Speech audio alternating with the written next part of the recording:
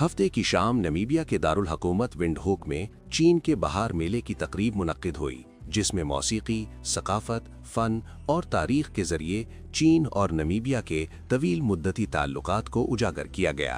तकरीब में शरीक नमीबिया और चीन के फ़नकारों ने मौसीकी, ड्रैगन और शेर रक्स के साथ साथ शायरी पर मबनी अपनी शानदार सकाफत पेश की। नमीबिया के एक सियासी रहनुमा उटूनी नुजूमा ने कहा कि ये तकरीब न सिर्फ आने वाले नए चीनी साल की अलामत है, बल्कि दोस्ती और ताउन के उस रिश्ते को भी मज़ीद मुस्तहकम करती है जो दोनों ममालिक के दरमियान ताल्लुकात की बुनियाद है।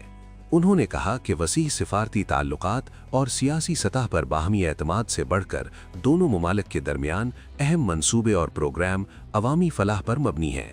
इन प्रोग्रामों के नमीबिया के बहुत से शहरियों की जिंदगियों पर मस्बत असरात मुरत्तब हुए हैं। नमीबिया में चीन के सफ़ीर ज़ाओ वे पिंग ने कहा कि कामयाबी और खुशहाली की अलामत समझे जाने वाला घोड़े का साल 17 फरवरी 2026 से शुरू होगा, जो दोनों ममालिक के देरीना ताल्लुक की अक्कासी करता है।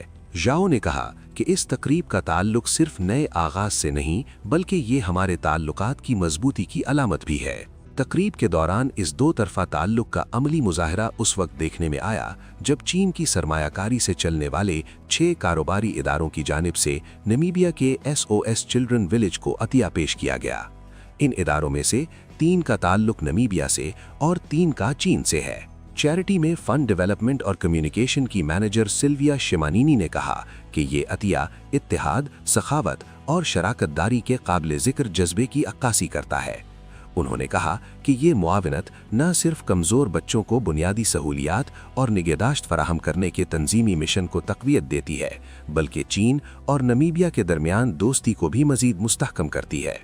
उन्होंने कहा कि ये सखावत ज़रूरतमंद बच्चों की ज़िंदगियों पर गहरा असर डालेगी।